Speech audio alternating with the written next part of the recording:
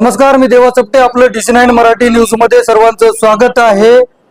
प्रभाग क्रमांक 17 मध्ये भाजपच्या चारही उमेदवाराचा दणदणीत विजय झालाय. माजी मुख्यमंत्री अशोकराव चव्हाण यांनी विश्वास ठेवून ज्यांना उमेदवारी दिली होती असे माजी नगरसेवक यांचा विजय झालाय. विजय झाल्याच्या नंतर आपण त्यांची पहिली प्रतिक्रिया घेणार आहोत. अशोकराव चव्हाण यांनी तुम्हाला पुन्हा एकदा संधी दिली होती, विजय झालाय, तुमचा काय भावना आहेत? हो, साहेबांना आमच्यावर विश्वास होता, कारण की जनतेचे आम्ही प्रतिनिधित्व मागच्या 8 वर्षापासून करत आहे. 3 वर्ष तरी आम्ही नगरसेवक नव्हतो कोणी. त्या काळामध्येही आम्ही जनते सोबत होतो आणि जनतेने खूप प्रेम दिलं. चव्हाण साहेबांच्या नेतृत्वावर विश्वास ठेवून जनतेने आम्हाला भरघोस असं मतदान देऊन विजय केला आहे. प्रभाग नंबर 17 गुरुद्वारा चारही उमेदवार आमचे भरघोस मताने विजयी झालेले. भाजपचे 4 उमेदवार होते प्रभाग क्रमांक 17 मध्ये. तुम्ही नागरिकांच्या गाठीभेटी घेतल्या, चारही उमेदवार नागरिकांसोबत चर्चा झाली. कोण कोण उमेदवार निवडून आले तुमच्यासोबत? आमच्यासोबत प्रभाबाई ईश्वरजी यादव, मनप्रीत कौर कुंजीवाले, मी सुमित मुथा आणि डिंपल सिंग नवाब, हे चारही उमेदवार आम्ही निवडून आलो भाजपातर्फे. साहेबांनी आमच्यावर विश्वास दाखवला आणि जनतेला आमच्यावर विश्वास होता, म्हणून त्यांनी भरघोस मताने असं निवडून दिलं आम्ही चव्हाणांना. बरं, निवडून आल्याच्या नंतर आता तुमचा सत्कार वगैरे होतोय, नागरिक भेटायला येतात, शुभेच्छा देत आहेत. अशोकराव चव्हाण यांची भेट वगैरे घेतली का? नाही, साहेबांची आतापर्यंत भेट झाली नाही, कारण की प्रचंड असं प्रेम जनतेचं आहे. दुपारपासून सर्टिफिकेट घेतल्या त्याच्या अगोदर आणि नंतर आतापर्यंत तुम्ही पाहू शकता, भरघोस असं प्रेम आहे लोकांचं. म्हणून आतापर्यंत साहेबापर्यंत आम्ही पोहोचलो नाही, पण लवकरच भेटणार आहे साहेबांना. साहेबांना काही शुभेच्छा वगैरे मेसेज वगैरे केला का?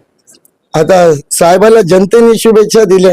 भरघोस असं बीजेपीचं पूर्ण बहुमत आलेलं आहे. हे प्रेमच आहे ना जनतेच्या, जे साहेबावर विश्वास आहे म्हणूनच इतके लोकांनी निवडून दिलंय साहेबाला. बरं, निवडणुकीच्या काळात अशोकराव चव्हाण यांच्यावर मोठी टीका होत होती, पण जनतेनं पुन्हा एकदा त्यांना विश्वास दाखवले त्यांच्यावर. हो ना, आता तुम्हीच पहा ना, जनतेने सगळ्या गोष्टी नाकारल्या आणि साहेबावर विश्वास आहे, चव्हाण साहेबावर आणि त्यांच्या नेतृत्वावर आणि त्यांच्या कामावरही विजन आहे त्या माणसाकडे. म्हणून पब्लिकला भरघोस असं मतदान देऊन त्यांना पूर्ण हे दिला बहुमत.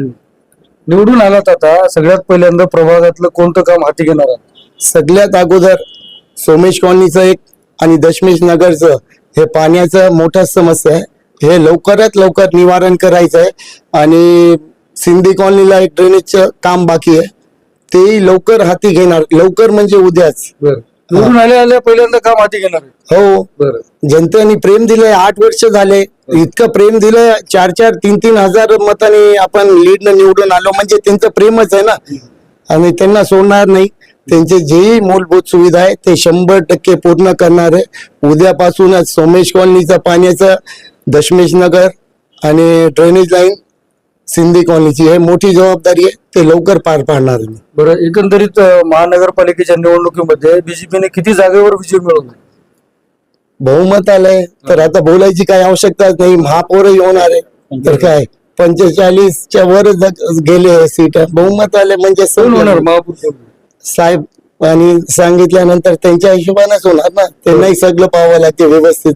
बरं, बातम्यामध्ये प्रसारित होतं प्रभाग क्रमांक 1 म्हणजे बालाजी कल्याणकर, त्यांच्या प्रभागामध्ये एकंदरीत पाहायला गेलं तर 4ला 4 बीजेपीच्या सीटा आल्यात अशा बातम्या प्रसारित होत होत्या. आता नवीनच येते की बीजेपीच्या 2 आल्यात आणि शिवसेनेच्या 2 आल्यात म्हणून. नाही, त्याच्याबद्दल मला रिफंडिंग वगैरे होते का काही? नाही, ते काहीच माहित नाही, कारण की इथूनच आम्हाला वेळ भेटला नाही जनतेला असं भेटायचं, म्हणून काय ते माहित नाही मला. नागरिक शुभेच्छा देत आहेत, सत्कार करतायत, कशा प्रकारे आभार मानणार? त्याच्याहून जास्त अजून काय प्रेम देणार नागरिक? इतके भरघोस मताने विजयी मिळवून दिलाय. आम्ही सगळ्यांना चौघांना विश्वास दर्शविलाय, तर मी लय मोठा असा आशीर्वाद घेतलाय पब्लिकचा, जनतेचा, तर मी ते विसरू शकणार नाही आयुष्यामध्ये. किती मताने विजय झाला? मी 3100च्या जवळ काही मताने विजय झालो. नक्कीच जर आपण पाहिलं असेल, निवडून आल्याच्या नंतर पहिल्याच दिवशी काम घेणार, प्रभागातील जे प्रश्न आहेत ते सोडवण्याचा प्रयत्न करणार अशी प्रतिक्रिया दिलेली पाहायला मिळते. एकंदरीत पाहायला गेलं तर महानगरपालिकेच्या निवडणुकीमध्ये भाजपला चांगल्या प्रकारे प्रतिसाद देखील जनतेने दिलेला पाहायला मिळतोय. मोठ्या प्रमाणात भाजपच्या जागा नांदेडमध्ये आलेल्या पाहायला मिळत आहेत. देवा चपटे, DC9 मराठी न्यूज, नांदेड.